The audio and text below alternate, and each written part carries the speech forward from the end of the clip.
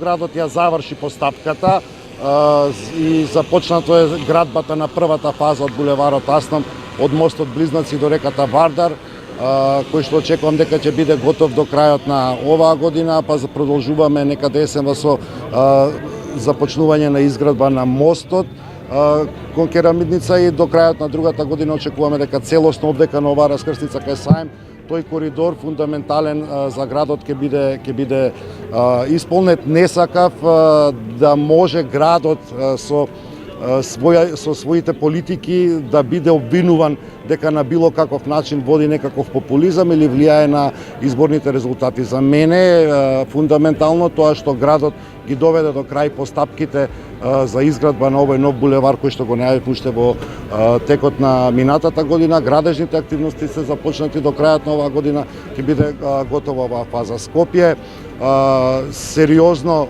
ќе биде визибилно во текот на оваа година. Јас на неколку наврати во настапите имам кажувано дека ја работиме целосно новата стратегија на градот и после изборите граѓаните ќе може да бидат сведоци на целосна реконструкција на булеварот Партизанска од бензинската кај Мак Петрол до мост на Обединети нации делница што ни остана, целосна реконструкција на булеварот овдека кај Бит пазар, целосна реконструкција на булеварот од Вероцентар до Црвен крст.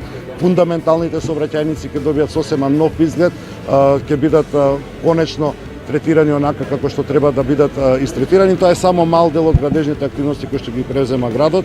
Веќе реков и во комуналната сфера, и во сообраќајната сфера, го отвараме тендерот за проектирање на тунелите.